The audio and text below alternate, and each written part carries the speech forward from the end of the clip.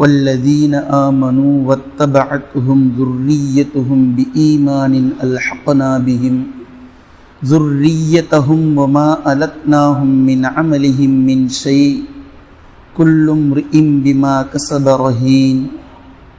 கண்ணியத்திற்குரிய அல்லாஹ்வின் அடியார்களே, தேனீக்களை பற்றியும் அல்லாஹு தாலா இரண்டு வசனங்களில் தான் பேசுகின்றான். பின்பு தான் என்ன அர்த்தத்தில் பேசி இருக்கிறேன் என்பதை 3வது வசனத்தில் அல்லாஹு தாலா மிக தெளிவாக ஒரு விஷயத்தை பேசுகின்றான். தேனியை பொறுத்த மட்டிலும் ஒட்டுமொத்த நபர்களும் அதை நாம் பார்க்கின்றோம். அதை பார்க்கக்கூடிய நேரத்திலேயே எல்லோருக்கும் மிகப்பெரிய ஆச்சரியம் இருக்கிறது. ஏனென்றால் தேன் என்ற மிக உயர்ந்த ஒரு பொருளை அதனிடமிருந்துதான் நாம் பெறுகின்றோம் என்ற விஷயம் எல்லோருக்குமே தெரிந்தது ஒன்றுதான். கிட்டத்தட்ட 1 மணி நேரத்திற்கு 40 கிலோமீட்டர் வரை வேகமாக பறக்கக்கூடியதுதான் இந்த தேனி. ஒரு நாளைக்கு வேகமாக பறந்து சென்று கிட்டத்தட்ட 1,00,000 கிலோமீட்டர் வரை தன்னுடைய தேனுக்காக செல்லக்கூடிய அளவிற்கு அது ஆற்றல் படைத்திருக்கிறது. அதே போன்று தேனீக்கள் எவ்வளவு தூரம் சென்றாலும் தன்னுடைய கூட்டை தேடி எப்படி வருகின்றது என்பதை ஆராய்ச்சியாளர்கள் இன்று வரை வியந்துதான் இருக்கிறார்கள். பறவைகள், பெரிய பெரிய பறவைகள் கூட சில நேரங்களில் வழி மாறுவதுண்டு. ஆனால் இந்த தேனீக்கள் வழி மாறாமல், எங்கும் திசை திரும்பி சென்று விடாமல் தன்னுடைய கூட்டுக்கு சரியாக வந்து சேர்வதை மிகப்பெரிய ஆச்சரியத்தில் ஆழ்த்தியிருக்கிறது விஞ்ஞானிகளை. இதனுடைய மூளை எவ்வளவு இருக்கும் என்பதை அவர்கள் ஆராயக்கூடிய நேரத்தில் அவர்களுடைய மில்லிகிராமுடைய கணக்குக்கே தேனினுடைய மூளை வரல. ஆனால் இந்த மூளையை வைத்து எவ்வளவு துல்லியமாக தன்னுடைய பாதையை அது வைத்திருக்கிறது என்பதை வியந்து கொண்டிருக்கிறார்கள். ஆனால் அவர்களுடைய இந்த வியப்பிற்கு குர்ஆன் பதில் சொல்கின்றது. அதே போன்று சைனாவில் தேனீக்களை பற்றி ஒரு ஆய்வரங்கம் நடத்தினார்கள். கிட்டத்தட்ட 1 வாரம் அந்த ஆய்வரங்கம் நடந்தது. தேன் என்பது எல்லோருக்கும் தெரியும். ஆனால் உலகத்தில் மில்லியன் கணக்கில் மதிக்கப்படுகின்ற ராயல் ஜெல்லி என்று சொல்லக்கூடியதும் அதே தேன் கூட்டிலிருந்து தான் எடுக்கப்படுகின்றது என்பது பரவலாக பெரும்பான்மையான மக்களுக்கு தெரிவதில்லை. அந்த ராயல் ஜெல்லியும் இந்த தேன்கூட்டிலிருந்து தான் பெறப்படுகின்றது. அதே போன்று ரொமேனியன் என்ற மருத்துவர் அவருடைய ஆய்வறிக்கையில் குறிப்பிட்டிருக்கிறார், 2094 நோயாளிகள் என்னிடத்தில் இருந்தார்கள். இவர்களுக்கு நான் தேனையே மருந்தாக கொடுத்தேன். அதில் 2002 பேர் பூரணமாக குணமடைந்து விட்டார்கள் என்று அவர் குறிப்பிட்டிருக்கிறார். அதே போன்று போலாண்டை சேர்ந்த மருத்துவர்கள் இந்த தேனை பற்றி விட்டிருக்கக்கூடிய ஆய்வறிக்கையில் மூல நோய், தோல் பிரச்சனை, பெண்களுக்கு இருக்கக்கூடிய உதிரிப்போக்கு போன்ற எல்லா விதமான விஷயத்திற்கும் தீர்வு இருக்கிறது என்றும் அவர்கள் குறிப்பிட்டிருக்கிறார்கள். அதே போன்று விஞ்ஞான உலகத்தின் கடவுள் என்று சொல்லப்படக்கூடிய அழைத்த ஐன்ஸ்டீன் என்பவர் ஹனிபி என்று ஒரு தியரியை எழுதியிருக்கிறார். அவர் குறிப்பிட்ட சில விஷயங்கள், தேனீக்கள் மட்டும் அழிந்து விட்டால் தேனீக்களுக்கும் நம்முடைய உணவுகளுக்கும் மிகப்பெரிய சம்பந்தம் இருக்கிறது. அவர் இந்த ஆராய்ச்சிக்கு பின்னாடி எழுதுறார், தேனீக்கள் மட்டும் அழிந்து விட்டால், அந்த இனம் அழிந்து விட்டால் கிட்டத்தட்ட 4 வருடங்களில் இந்த உலகம் அழிந்துவிடும். ஏனென்றால் உணவு பற்றாக்குறையால் தேனீக்கள் இந்த உலகத்தில் வாழ்வதனால்தான் மகரந்த சேர்க்கையின் மூலமாக நமக்கு காய்கனிகளும் நமக்கு தேவையான தாவரவியல் உணவுகள் அதன் மூலமாக கிடைத்துக் கொண்டிருக்கிறது. இது தேனீக்களுடைய மகரந்த சேர்க்கையின் மூலமாகத்தான் மனிதர்களுக்கு 80 விழுக்காடு உணவுகள் தேனீக்களின் மூலம் கிடைக்கின்றது என்பதை அவர்கள் சொல்லுகின்றார்கள். அதே போன்று மலரில் இருந்துதான் தேனீக்கள் தேனை எடுக்கிறது என்று நாம் புரிந்து கொண்டிருந்தோம். ஆனால் மலரில் இருந்து மட்டுமல்ல, கனிகளில் இருந்தும் அதனுடைய குளுக்கோஸை அவைகள் எடுக்கின்றது என்பதை அல்லாஹு தாலா குர்ஆனில் கூறியிருக்கின்றான். அதை இவர்கள் இப்போது நிரூபித்திருக்கிறார்கள். இதே போன்று தேனீக்களிடமிருந்து நமக்கு கிடைக்கக்கூடிய சில படிப்பினைகளை நாம் தெரிந்து கொள்ள வேண்டும். தேனீ என்பது மிகப்பெரிய ஒரு சுறுசுறுப்பான ஒரு உயிரினம், மிக ஆழமான சுறுசுறுப்பு. இந்த சுறுசுறுப்பை அமல்களுடைய விஷயத்தில் நாம் எடுத்துக்கொள்ள வேண்டும். அதே போன்று தேனீக்கள் கூட்டு முயற்சியின் மூலமாகத்தான் பலதரப்பட்ட விஷயத்தை அவைகள் அடைகின்றது. கூட்டு முயற்சி, ஒற்றுமை என்ற ஒன்று மனிதர்களிடத்தில் இல்லாததினால்தான் பல இலக்குகளை மனிதர்களால் அடைய முடியாமல் இருக்கிறது என்பதையும் நாம் தெரிந்து கொள்ள வேண்டும். அதே போன்று தலைமைக்கு கட்டுப்படுதல் என்ற பண்பு எறும்புகளிடம் இருப்பதை போன்றே தேனீக்களிடத்திலும் தனக்கு யார் தலைமை தாங்குகிறார்களோ அவர்களுக்கு கட்டுப்படக்கூடிய அந்த பண்பை தேனீக்கள் தனக்கே உகந்ததாக வைத்திருக்கிறது. அதே போன்று தேனீக்களிடத்தில் வழிகாட்டுதல் இருக்கின்றது. முதலில் செல்லக்கூடிய தேனீக்கள் தேன் எங்கிருக்கிறது என்பதை அறிந்து வந்ததற்கு பின்னால் ஏனைய தேனீக்களுக்கு அவைகள் வழிகாட்டுகின்றது. தான் உண்டு தனக்கு மட்டும் தேவைப்படுவது அப்படின்றது இல்லாமல் நாம் எங்கிருந்து தேனை பெறுகின்றோமோ, குளுக்கோஸை எடுக்கின்றோமோ, அதே இடத்தில் இருந்து மற்ற தேனீக்களும் தேனை எடுக்க வேண்டும் என்று வழிகாட்டக்கூடிய பண்புகள் இந்த தேனீக்களிடத்தில் இருக்கின்றது. அதே போன்று 5வது மிக முக்கியமான பண்பு, போதும் என்ற மனப்பக்குவம் தேனீக்களிடத்தில் இருக்கிறது. தேவையான அளவிற்கு உழைக்கும், இரவு நேரங்களில் ஓய்வெடுக்கும். பகலை உழைக்கும் நேரமாகவும் இரவு நேரங்களை சரியாக உறங்கும் நேரமாகவும் தேனீக்கள் ஆக்கி வைத்திருக்கிறது. அதே போன்று தேனீக்களுடைய வாழ்க்கையினுடைய ஒவ்வொரு நாளும் அடுத்தவர்களுக்கு பயனுள்ளதாகவே அவைகள் ஆக்கிக் கொள்கின்றது. அந்த அடிப்படையிலேயே தேனீக்கள் இருக்கின்றது என்பதை நாம் பார்க்கின்றோம். அதே போன்று அடுத்ததாக நேரத்தை குறிப்பிட்டு செயல்படுத்துவதில் தேனீக்கள் வல்லமை மிகுந்ததாக இருக்கிறது. பஞ்சுவாலிட்டி கீப்பிங் தேனீக்கள் இடத்தில் இருக்கிறது. எந்த ஒரு விஷயத்திலும் வேலைக்காக செல்லும் போது தேவையில்லாமல் கதைப்பது, வீண் விஷயங்களில் ஈடுபடுவது என்பது போன்ற எந்த பழக்கமும் தேனீக்கள் இடத்தில் இருப்பதில்லை. கூட்டில் இருந்து வெளியே சென்றால் எதற்காக சென்றோமோ அந்த தேனை எடுத்துக்கொண்டு துல்லியமாக தன்னுடைய கூட்டிற்கு வந்து சேரும் வரை எந்த விதமான தேவையில்லாத விஷயத்திலும் தனது நேரத்தை வீணாக கழிப்பது வாழ்நாள் முழுக்க தேனீக்கள் ஒருபோதும் கிடையாது என்பதையும் தேனீக்களிடமிருந்து நாம் பெற வேண்டிய விஷயம். தேனி உங்களை விட எவ்வளவு சிறியது, உங்களை விட அறிவில் எப்படிப்பட்டது.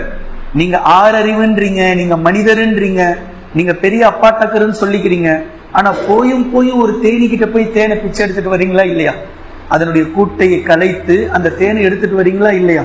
அப்படி இருக்கும் பட்சத்தில் உங்களுக்கு மத்தியில் சமமாக இருக்கக்கூடிய ஒரு மனிதரிடத்தில் அவர் தரக்கூடிய அன்பளிப்புகளையோ அல்லது உங்களுக்கு தேவைப்பட்டால் அவரிடத்தில் பெறக்கூடிய விஷயத்தில் உங்களுக்கு என்ன கெத்து வேண்டி கிடக்குது அப்படின்றது இது உடைக்குது.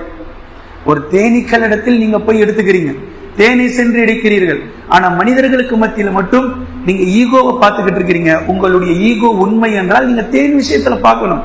எங்க தேனி என்ன விட அது ஒரு பூச்சிங்க, நான் நசிக்க போட்டுருவாங்க, அது கஷ்டப்பட்டு சம்பாரிச்சு எடுத்துட்டு வந்ததை போய் நான் எங்க எடுக்கணும் அப்படின்னு சொல்லி உங்களுடைய கெத்தை நீங்க தேனி கிட்ட காட்டினீங்க அப்படின்னா உங்களுடைய கெத்து உண்மைன்றது பொருள்.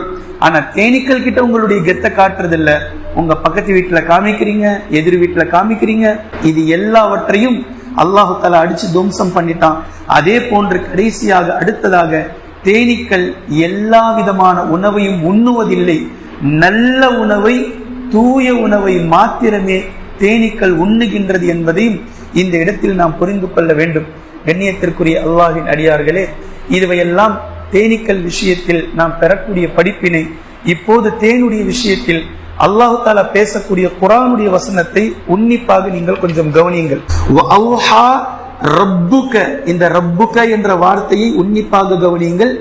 அடுத்த வசனத்திலும் ரப்புக் என்ற வார்த்தை வரும், அது ரப்பிகி என்று இருக்கும். நல்லா கவனிக்கணும். வஅவ்ஹா ரப்புக, நபியே உமது ரப்பு, இலன் நஹ்லி, தேனீக்களுக்கு வஹி அறிவித்தான். இந்த உமது என்பது நபியை பார்த்து குறிக்கிறது. ரப்புக உமது இறைவன், உமது ரப்பு தேனீக்களுக்கு வஹி அறிவித்தான். அனித்தஹிதி, என்னவென்று வஹி அறிவித்தான் அப்படின்றத, நான் என்ன தேனீக்கள் கிட்ட வஹி அறிவிச்சேன்றத நபி கிட்ட இப்ப சொல்றான். இது முதல் வசனம். என்ன வஹி அறிவித்தேன்ற அடுத்த விஷயம் தேனீக்கள் இடத்தில் சொல்லியதை அல்லாஹ் அடுத்த வசனத்திலும் சொல்றான். இப்ப அல்லாஹ் தஆலா தேனீக்கள் இடத்தில் என்ன வஹி அறிவித்தான்? அனித்தஹிதி மினல் ஜிபாலி புயூத்தம் வமினஷ் ஷஜரி வமிம்மா யஅரிஷூன், மலைகளில் இருந்தும் அதே போன்று மரங்களில் இருந்தும் அதே போன்று மனிதர்கள் கட்டுகின்ற மிகப்பெரிய கட்டுமானங்கள் இருக்கிறது, மிகப்பெரிய கட்டடங்கள், இவைகள் இடத்தில் நீ உனக்கான ஒரு வீட்டை அமைத்துக்கொள் என்று அல்லாஹ் வஹி அறிவித்தான். எங்க மலைகள், மரங்கள், மனிதர்கள் கட்டுகின்ற கட்டுமானங்கள். என்னைக்காவது நாம் யோசித்திருப்போமா? ஒரு தேன்கூடை திடீரென்று பள்ளிவாசலுடைய ஓரத்தில் பார்த்திருக்கலாம், அல்லது மினாராவினுடைய உச்சியில் பார்த்திருக்கலாம், அல்லது பெரும்பான்மையாக மரங்களிலும் மலைகளிலும் பார்த்திருக்கலாம். அல்லாஹ் தான் இதற்கு வகை அறிவித்தான் இந்த தேன் கூட்டை இங்கு கட்டுவதற்கு என்றாவது நாம் யோசித்திருக்கிறோமா? ஆனால் தேன் கூடு என்ற அந்த கூடு வெறுமனே அவைகள் கட்டுவது கிடையாது, அல்லாஹ்வினுடைய வகையின் அடிப்படையில் கட்டியிருக்கின்றது. அது மனிதர்கள் எழுப்பிய மிகப்பெரிய கோபுரமாக இருக்கட்டும், அல்லது மரங்களாக இருக்கட்டும், மலைகளாக இருக்கட்டும், அங்கு நீ உனது வீட்டை ஏற்படுத்திக் கொள், உனது கூட்டை ஏற்படுத்திக் கொள் என்று அல்லாஹ் வகை அறிவித்தான். பின்பு அந்த தேனீக்களுக்கு சொன்னான், இது அடுத்த வசனம், சும்ம பின்பு குலீ மின் குல்லி ஸமராத். இந்த இடத்துல நல்லா கவனிக்கணும், மலர்களிலிருந்து தேன் எடுக்கின்றது என்பதை கடந்த கால ஆராய்ச்சியாளர்களும் மனிதர்களும் இப்படித்தான் நினைத்துக் கொண்டிருந்தார்கள். விஞ்ஞானிகளும் மலர்களில் இருந்துதான் தேனை அவர்கள் உறிஞ்சி அதை எடுத்துட்டு வந்து தேன் கூட்டுல வைக்குது அப்படின்னு நினைச்சுக்கிட்டு இருந்தாங்க. ஆனா இது அடிப்படையே இல்லை, அப்படி வரல தேன்ன்றதை எல்லாம் போட்டு உடைக்கிறான். தேனீக்கள் தேன் எப்படி சேகரிக்கின்றது விஞ்ஞானம் கண்டுபிடிப்பதற்கு முன்னால் அவர்களுக்கிடத்தில் கிடைத்த கோட்பாட்டின் அடிப்படையில் மலர்களில் இருந்து இருக்கக்கூடிய தேனை உறிஞ்சி எடுத்துட்டு வந்து ஒரு கூட்டில் அது சேர்க்கிறது என்று விஞ்ஞானிகள் நம்புகிறார்கள், உலக மக்கள் நம்புகின்றார்கள். ஆனால் முஸ்லிம்களை தவிர என்று சொல்லப்பட்டிருந்தால் எவ்வளவு சந்தோஷமாக இருந்திருக்கும். ஆனால் எந்த ஆய்விலும் அப்படி முஸ்லிம்களை தவிர சொல்லப்படல. ஏன்னா முஸ்லிம்களும் அப்படித்தான் நம்பிக்கிட்டு இருந்தாங்க. 1400 வருஷத்துக்கு முன்னாடியே இவ்வளவு பெரிய உண்மையான கிதாபை வச்சுக்கிட்டும் முஸ்லிம்கள் அப்படி நம்பிக்கிட்டு இருந்தாங்க. இது எவ்வளவு பெரிய ஒரு கேவலம் நமக்கு. அவங்க நம்பிக்கிட்டு இருந்தாங்க, பிரச்சனை இல்லை, ஏன்னா அவங்க குரான் பார்க்கல. ஆனா 1400 வருடங்களாக நாம் குரானை வச்சுக்கிட்டு இருந்தோம். ஆனா குரானில் அல்லாஹ் தஆலா இப்படி சொல்கின்றான், உங்களுடைய கூற்று தவறு என்று யாருக்குமே அது புரியல. பாருங்க, இப்ப இந்த விஷயத்துல நாம் என்ன சொல்ல வருகின்றோம் என்றால், குர்ஆனை நாம் எந்த அளவிற்கு வைத்திருந்தோம் என்பது நமக்கு தெரிகின்றது. இப்ப அல்லாஹ் தஆலா சொல்லக்கூடிய விஷயத்தை பாருங்க, சும்ம குலி மின் குல்லி ஸமராத். ஸமராத் என்ற இந்த நேரடி வார்த்தை கனிகளை குறிக்கிறது. ஆனால் அதற்கு உள்ளாக மலரிலிருந்து தான் கனிகள் வருகின்றது என்பதையும் குறித்து அல்லாஹ் தஆலா மலரிலிருந்தும் கனிகளிலிருந்தும் என்ற இரண்டையும் சேர்த்து ஸமராத் என்ற வார்த்தையை அல்லாஹ் பேசுறான். எவ்வளவு ஒரு ஆழமான வார்த்தை. மலர் என்று அல்லாஹ் சொல்லி இருந்தால் அது மலரை மட்டும்தான் குறித்திருக்கும். ஆனால் மலரில் இருந்து காய் வந்ததற்கு பின்னால் நான் என்ன சொல்ல வரேன்னு புரியுதா? எல்லா மலர்களும் கனியாவதில்லை, சில மலர்கள் உதிர்ந்து விடும். ஆனால் எங்கெல்லாம் கனி வந்திருக்கிறதோ அந்த இடங்கள் எல்லாம் கனிகளுக்கு முன்னால் மலர் கண்டிப்பாக இருந்திருக்கிறது என்பது அர்த்தம். இந்த விஷயம் என்னைக்காவது புரியுதா? ஆனால் எப்படி பேசுறான் பாருங்க, எல்லா மலர்களும் கனியாவதில்லை, ஆனால் கனி எங்கெல்லாம் வந்திருக்கிறதோ அந்த கனிகளுக்கு முன்னால் கண்டிப்பாக அவை ஒரு மலராகத்தான் இருந்திருக்கிறது என்பது பொருள். இந்த அடிப்படையில் அல்லாஹ் தஆலா மலரில் இருந்தும் கனிகளில் இருந்தும் நீ உணவருந்து என்று அல்லாஹ் பேசுகின்றான். தேனை எடுன்னு பேசல, தேனை எடுன்னு சொல்லி பேசல, உணவருந்து புலி உணவருந்து. அப்ப என்ன உணவருந்தது? தேனையும் அது உணவாக உட்கொள்கின்றது. ஆனால் மிக முக்கியமாக மலரில் இருந்தும் அந்த கனிகளில் இருந்தும் அது கொடுக்கக்கூடிய குளுக்கோஸை உணவாக அருந்துகின்றது. அதை கலந்துதான் அவை உணவாக உட்கொள்கின்றது. பின்பு உணவு அருந்தியதற்கு பின்னால், இது ரொம்ப முக்கியமான விஷயம், உணவு அருந்தியதற்கு பின்னால் உமது இறைவன் உனக்காக வகுத்து வைத்திருக்கக்கூடிய பல பாதைகளில் நீ ஒடுங்கிச் செல். ஏனோதானும் சொல்லி போகக்கூடிய பிராணி தேனி இல்லை, தனக்கு கிடைச்ச வழியிலெல்லாம் போகிறது இல்லை.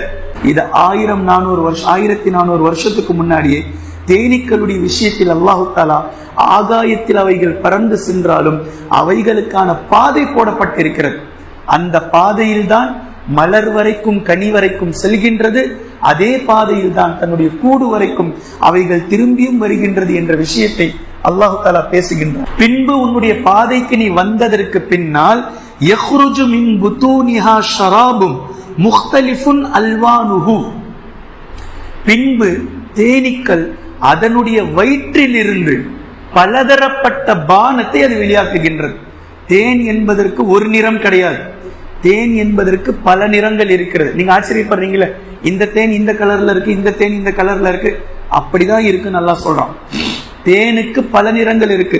முக்தலிஃபன் அல்வானுஹு, முக்தலிஃபுன் அல்வானுஹு, பலதரப்பட்ட நிறங்கள் இருக்கிறது. அது மட்டும் இல்லாமல் தேனீக்கள் தங்களுடைய வயிற்றிலிருந்து தேனை வெளியாக்குகின்றது என்று அல்லாஹ் பேசுறான். வயிற்றிலிருந்து வெளியாக்குவது என்ன? தேன். அப்ப சாப்பிட்டது குளுக்கோஸை சாப்பிட்டதற்கு பின்னால் அது செரிமானம் ஆயிடுச்சு. பின்பு வயிற்றுக்குள் அல்லாஹு தஆலா தனியாக அதற்கென்று உற்பத்தி செய்கின்றான். குளுக்கோஸாக எது அது சாப்பிட்டதோ தனக்கானது அது வயிற்றுக்குள்ள போயிடுச்சு. பின்பு தான் அருந்திய குளுக்கோஸில் இருந்து ஒரு பகுதி தனியாக பிரித்து சென்று, இதெல்லாம் தேனியுடைய வயிற்றுல நடக்குது. அது எவ்வளவு இருக்கும், எவ்வளவு விஷயங்கள் நடக்குதுன்னு பாருங்க. வயிற்றுக்குள் தனியாக அந்த குளுக்கோஸ் சென்று அது வேதியியல் மாற்றத்தின் மூலமாக தேனாக மாறுகின்றது.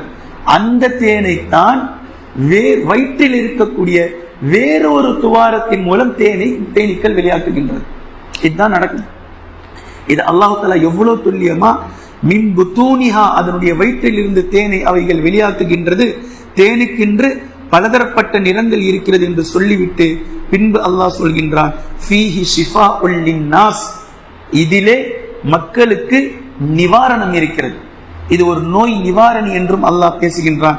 இதை பேசிட்டு இன்ன ஃபீ ஸாலிக லஆயத்தல் லிகௌமி யதஃபக்கரூன், சிந்திக்கும் சமூகத்திற்கு பலதரப்பட்ட அத்தாட்சிகள் இதில் இருக்கிறது அப்படின்னு அல்லாஹ் சொல்லிட்டான். 2 வசனம் முடிஞ்சது. இப்ப 3வது வசனத்துக்கு வாங்க. இதெல்லாம் ஏன் அல்லாஹ் சொல்றான்? இவ்வளவு துல்லியமா பேசுவதற்கான நோக்கமும் காரணமும் என்ன?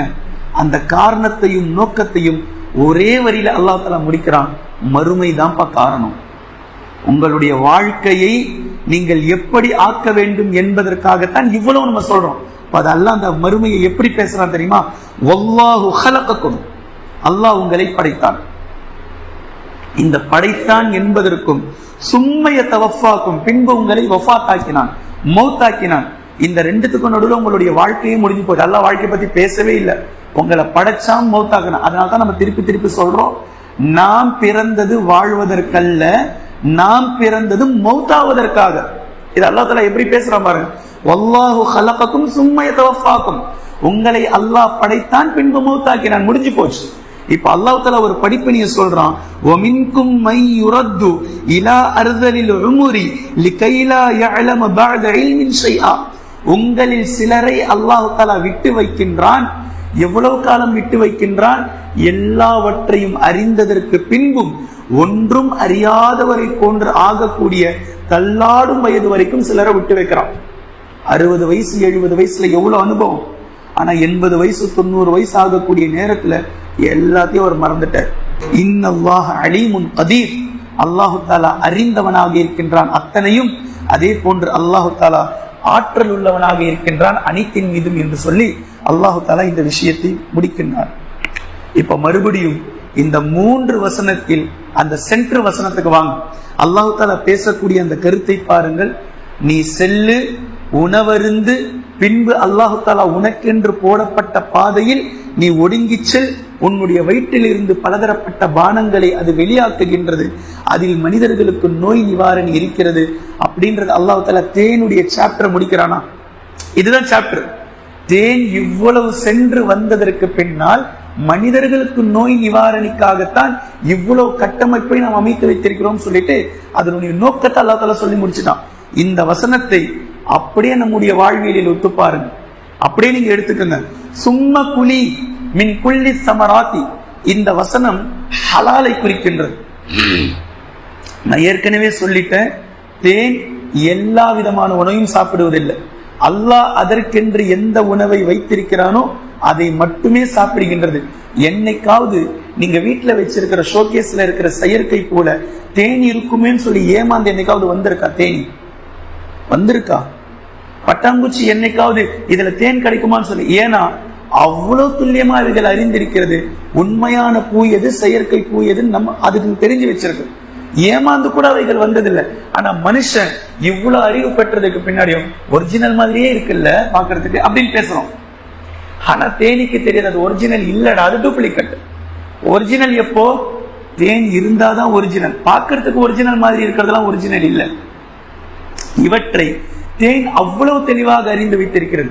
இந்த முதல் சொற்றோட அல்லாஹ் தஆலா என்ன பேசுறான்? மனிதர்களாகிய நீங்கள் இந்த உலகத்தில் வாழக்கூடிய இந்த காலத்தில் எல்லாவற்றும் உங்களுக்கு இருக்கிறது. ஆனால் நீங்கள் ஹலாலை மட்டும் எடுங்கள். கிடைச்சதெல்லாம் எடுக்காதீங்க, கிடைச்சதெல்லாம் சாப்பிடாதீங்க, கிடைச்சதெல்லாம் உடுத்திக்காதீங்க, கிடைச்ச வேலையெல்லாம் செய்யாதீங்க. கிடைச்ச இடத்துலலாம் சம்பளத்தை பெற்றிருக்காதீங்க. இது எல்லாவற்றிலும் ஹலாலை நீங்கள் பேணிக் கொள்ளுங்கள். எவ்வளவுக்கு எவ்வளவு உங்களுடைய ஹலால் உங்களுடைய உடலுக்குள்ளும் உங்களுடைய உடையாகவும் உங்களுடைய நடையாகவும் நடத்தையாகவும் ஹலால் கலந்திருக்குமோ உங்களுடைய தக்வா அவ்வளவு இருக்கும். உங்களுடைய உடலும் உங்களுடைய உள்ளமும் ஹராமை எவ்வளவு சுமக்குமோ உங்களுடைய தக்வா அவ்வளவு டேமேஜா இருக்கும். உங்களுடைய ஈமான் அவ்வளவு பலவீனமாக இருக்கும். இப்ப இந்த தேனுடைய வேல்யூ எவ்வளவு? ராயல் ஜெல்லின்னு நான் சொல்லிட்டேன், மில்லியன் கணக்கு. இவ்வளவுக்கும் காரணம் ஹலால் தான் காரணம். தேனீக்கள் ஒருபோதும் கிடைத்த உணவை சாப்பிடுவதில்லை. அல்லாஹ் தஆலா அதற்கென்று வகுத்த ஹலாலான உணவை மட்டுமே அவைகள் சாப்பிடுகின்றது. பின்பு அல்லாஹ் தஆலா கொடுத்திருக்கக்கூடிய பாதையில் ஒடுங்கி செல்கின்றது என்றால் இது ஹிதாயத்தை குறிக்கின்றது. உங்களுக்கென்று பலதரப்பட்ட பாதைகள் இந்த உலகத்துல இருக்கு. எல்லா பாதையிலும் நீங்க பாட்டுக்கு போவாதீங்க. அல்லாஹ் தஆலா எது நேர் வழி என்று சொல்லி இருக்கின்றானோ அந்த பாதையை மட்டுமே சிராத்துல் முஸ்தகீமை நீங்கள் பாதையாக ஆக்கிக் கொள்ளுங்கள். ஹலாலானதை எடுங்கள், சிராத்துல் முஸ்தகீம். இந்த சுபுல் என்ற வார்த்தை நபி அவர்கள் கிட்ட அல்லாஹ் தஆலா எத்தனை முறையில பேச சொல்றான். நபியே, நீங்கள் அந்த மக்களிடத்தில் சொல்லுங்கள், குல் ஹாதிஹி சபீலி, இது என்னுடைய ஒரே ஒரு பாதை. அங்க எந்த பாதை குறிக்குது? சிராத்துல் முஸ்தகீம், ஹிதாயத்தை குறிக்கிறது. இந்த பாதையை மட்டுமே நீங்கள் தேர்ந்தெடுங்கள். இப்ப இந்த பாதையை வச்சு அல்லாஹ் தஆலா நமக்கு அந்த பாதையை புரிய வைக்கின்றான். நீங்கள் ஹலாலை மட்டுமே எடுப்பீர்களானால் உங்களுக்கு ஹிதாயத் என்ற பாதை உங்களுக்கு வெட்ட வெளிச்சமா தெரியும். நீங்க எப்போ ஹராமை கை வைப்பீர்களோ அப்போ உங்களுக்கு ஹிதாயத் என்ற பாதை தெரியாது. கிடைச்ச பாதையில தான் நீங்க பயணம் பண்ணுவீங்க. ஹலாலுக்கும் உங்களுடைய ஹிதாயத் என்ற பாதைக்கும் மிகப்பெரிய தொடர்பு இருக்கிறது. அதாவது ஹலால் என்பது கொஞ்சமா தான் உங்களுக்கு கிடைக்கும். எவ்வளவு தெளிவா அல்லாஹ் பேசுறான் பாத்தீங்களா? ஒரு தேன் கூட்டுல எவ்வளவு தேன் இருக்கும்? எவ்வளவு தேன் இருக்கும்? அதிகபட்சமா ஒரு 2 லிட்டர் ஒரு பெரிய தேன் கூட்டுல. இந்த 2 லிட்டர் தேனை சேகரிப்பதற்கு அந்த தேனீக்களுடைய நாட்கள், அவைகள் கொண்டு வந்த எவ்வளவு மில்லிகிராம் அவ கொண்டு வந்திருக்கும் தேன் அது எவ்வளவு குளுக்கோஸை அறிந்து விட்டு தேனாக மாறி அந்த தேனீக்களுடைய வயிற்றிலிருந்து எவ்வளவு மில்லிகிராம் குட்டி குட்டி தேன் கிடைச்சிருக்கும். ஹலால் கொஞ்சமா தான் கிடைக்கும். போதும் என்ற மனதை உருவாக்கி கொள்ளுங்கள். உங்களுக்கு ஹராம் நிறைய கிடைக்கும். ஹலால் எப்போதுமே அல்லாஹ் தஆலா அளந்துதான் கொடுப்பான். இது எனக்கு போதும் என்பதை நீங்கள் அளவாக எடுத்துக்கொள்ளுங்கள். ஆனால் இப்படி நீங்கள் எடுப்பீர்களே ஆனால், ஹலாலை மட்டுமே நீங்கள் எடுப்பீர்களே ஆனால் உங்களுக்கு ஹிதாயத் என்ற பாதை திறந்திருக்கும். ஆனால் நீங்கள் ஹராமை எடுப்பீர்களே ஆனால் ஹிதாயத் என்ற பாதை தெரியாது. உலகத்தில் இருக்கக்கூடிய எல்லா பாதையும் தெரியும், எல்லாத்திலையும் நீங்கள் பயணம் செய்வீர்கள். இப்படி மட்டும் நீங்கள் ஹலாலை எடுத்து ஹிதாயத் என்ற பாதையை நீங்கள் எடுத்துக்கொள்வீர்களே ஆனால் எப்படி தேனுடைய வயிற்றிலிருந்து தேன் என்ற மிகப்பெரிய பொக்கிஷம் வெளியாகின்றதோ உங்களுடைய முகத்திலிருந்து, உங்களுடைய உடையிலிருந்து, உங்களுடைய உடலில் இருந்து, உங்களுடைய உள்ளத்திலிருந்து தக்வா என்ற பொக்கிஷம் வெளிப்பட்டுக் கொண்டே இருக்கும். உங்களிடமிருந்து அது வெளிப்பட்டுக் கொண்டே இருக்கும். இந்த தக்வா என்ற ஜோதி உங்களை பாவங்களிலிருந்து பாதுகாத்துக் கொண்டே இருக்கும். ஃபீஹி ஷிஃபாஉல் லின்னாஸ், இந்த தேன் எப்படி மக்களுக்கு நோய் நிவாரணியாக அமையுமோ இதே போன்று உங்களுடைய இந்த தக்வா உங்களுடைய சொர்க்கத்திற்கும் அல்லாஹ்வுடைய மன்னிப்பிற்கும் கொண்டு போய் சேர்க்கும். நோக்கம் முடிஞ்சிருச்சு. இவ்வளவுதான். நீங்கள் ஹலாலை எடுங்கள், ஹலாலான முறையில் உங்களுடைய வாழ்க்கையை அமைத்துக் கொள்ளுங்கள். அந்த ஹலாலின் மூலமாக உங்களுக்கு ஹிதாயத் என்ற பாதை தெள்ள தெளிவாக உங்களுக்கு கிடைத்துக் கொண்டே இருக்கும். அதன் மூலமாக நீங்கள் ஹிதாயத்தில் இருக்கும் வரை தக்வா உங்களிடத்தில் வெளிப்பட்டுக் கொண்டே இருக்கும். தக்வா இருக்கும் வரைக்கும் நீங்கள் நாளை மறுமையில் அல்லாஹ்வுடைய மன்னிப்பையும் பொருத்தத்தையும் பெறக்கூடியவர்களாக நீங்கள் மாறிவிடுவீர்கள். மனிதனுடைய வாழ்க்கை நோக்கம் முடிஞ்சு போச்சு. இதுதான் பின்னாடி வசனம் சொல்லுது. உங்களை படைத்தான், உங்களை அவன் மௌத்தாக்கினான், அவ்வளவுதான், முடிஞ்சு போச்சு. இந்த விஷயத்தை உன்னிப்பாக நாம் விளங்கிக் கொள்ள வேண்டும். எவ்வளவு துல்லியமான விஷயத்தை அல்லாஹு தஆலா பேசுகின்றான் என்பதை பாருங்கள். இந்த எல்லாவற்றையும் 3 வசனத்தையும் சேர்த்து சூரா யூசுஃபிலே அல்லாஹு தஆலா ஒரு விஷயத்தில் ஒரு வசனத்தை பேசுகின்றான். மா தஅபுதூன மின் தூனிஹி, அல்லாஹ் அல்லாமல் நீங்கள் எதையெல்லாம் வணங்கிக் கொண்டிருக்கிறீர்களோ அவைகள் கடவுள் கிடையாது. மாற்றமாக அஸ்மா அன் சம்மைதுமுஹா அன்தும் ஆபாஉக்கும், நீங்களும் உங்களுடைய பெற்றோர்களும் மூதாதியர்களும் அவைகளுக்கு கடவுள் என்று நீங்கள் பேர் வைத்துக் கொண்டீர்கள். நீங்களா நீங்க பேர் வச்சுக்கிட்டீங்க கடவுள், நீங்க பேர் வச்சதுனால அது கடவுள் ஆயிடாது அப்படின்னு அல்லாஹ் சொல்றான். சொல்லிட்டு அன்தும் ஆபாவுக்கும் மா அன்ஸலல்லாஹு பிஹா மின் சுல்தான், ஆனால் இதற்கு அல்லாஹ்விடமிருந்து எந்த ஆதாரத்தையும் அல்லாஹ் இறக்கல. அல்லாஹ் கிட்ட இதுக்கு ஏதாவது ஆதாரம் இருக்கு? ஆனா இல்ல, நீங்களா பேர் வச்சீங்க, நீங்களா ஒரு சிலையை வடிச்சீங்க, லாத்துன்னு சொன்னீங்க, உஸ்ஸான்னு சொன்னீங்க, மனாத்துன்னு சொன்னீங்க, நீங்களா பேரை வச்சு நீங்களா கடவுளும் அதை சொல்லிக்கிட்டீங்க. ஆனா அல்லாஹ் கிட்ட இருந்து எந்த விதமான ஆதாரமும் அதற்கு வரவில்லை. இனில் ஹுக்மு லில்லாஹ், ரொம்ப தெளிவான விஷயம். இந்த எறும்பினுடைய சம்பவத்துக்கு பின்னாலும் இந்த தேனுடைய அந்த 3 வசனங்களுக்கு பின்னாலும் இந்த வசனத்தை உன்னிப்பாக நீங்கள் பாடம் படிக்க வேண்டும். இனில் ஹுக்மு லில்லாஹ், நீதம் நேர்மை தீர்ப்பு என்பது அல்லாஹ்வை கொண்டே தவிர இல்லை. அல்லாஹ்வை கொண்டுதான் தீர்ப்பு என்பது இருக்கின்றது. அமர அல்லா தஅபுது இல்லா இய்யாஹ், நிச்சயமாக அல்லாஹு தஆலாவை தவிர வணங்குவதற்கு நீங்கள் வேறு யாரையும் ஆக்கிக் கொள்ளாதீர்கள். அல்லாஹ்விடமே தீர்ப்பு இருக்கின்றது.